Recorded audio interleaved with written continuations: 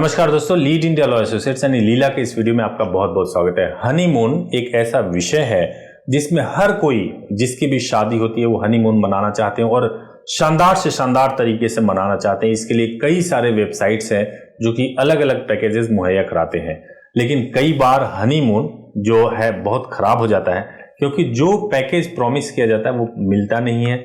और अगर नहीं मिलता है और आपका हनीमून खराब हो जाए तो सोचिए, लाइफ का वो एक प्रेशियस मोमेंट जो खराब हो गया, उसके लिए तो आपको निश्चित रूप से कोई ना कोई लीगल कार्रवाई करना ही चाहिए और आपके पास कोई ना कोई लीगल ऑप्शन होना चाहिए। इस वीडियो में आप जान पाएंगे कि हनीमून खराब करने वाले उस ट्रैवल एजेंसी को मुआवजा भी देना पड़ा।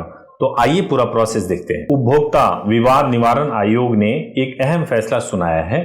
आयोग ने होटल तथा ट्रैवल फर्म को एक शादीशुदा कपल का हनीमून खराब करने के लिए जिम्मेदार माना है।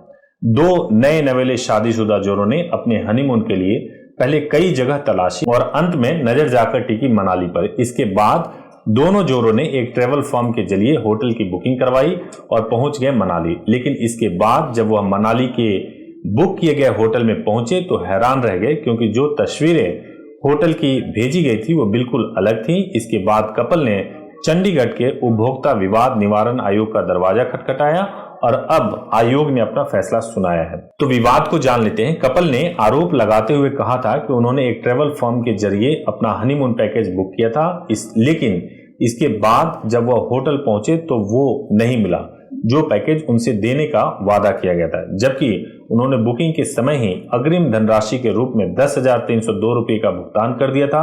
कपल ने कहा कि जब वह होटल पहुंचे तो हैरान रह गए क्योंकि बालकनी के जो दृश्य दिखाए गए थे वो मौजूद नहीं था, सुविधाओं का भी अभाव था। कपल ने इसके बाद ट्रैवल फर्म को संपर्क किया, लेकिन उसने भी टाल मटोल वाली बातें कही और होटल ने कमरा बदलने से भी इनकार कर दिया। बाद में अंत में कपल ने एक दूसरे होटल में चेक इन करने का फैसला किया। उन्होंने वहां 2 रात ठहरने के लिए 18,000 तथा टैक्सी किराए पर अतिरिक्त 9500 रुपये खर्च किए। इसके बाद कपल ने उपभोक्ता निवारण आयोग का रुख किया और अपनी बात विस्तार से रखी। आयोग ने जब इसके बाद ट्रैवल फर्म और होटल मालिक को तलब किया तो कोई भी आयोग पहुंचा नहीं, जिसके बाद आयोग ने कपल के पक्ष में अपना फैसला सुनाया। फैसले में आयोग ने पाया कि शिकायतकर्ता को ट्रैवल फर्म ने जो तस्वीरें भेजी थी वो होटल से मेल नहीं खाती थी। इसके बाद आयोग ने ट्रैवल फर्म को आदेश दिया कि वो शिकायतकर्ता को 27,302 रुपये का भुगतान करें और असुविधा के लिए भी मुआवजा दें। आयोग ने कहा कि हनीमून किसी भी कपल का एक विशेष और भावुक पल होता है जिसके लिए हर एक के अपने सपने होते हैं। आयोग ने कहा कि इस मामले में कपल का हनीमून खराब किया गया है।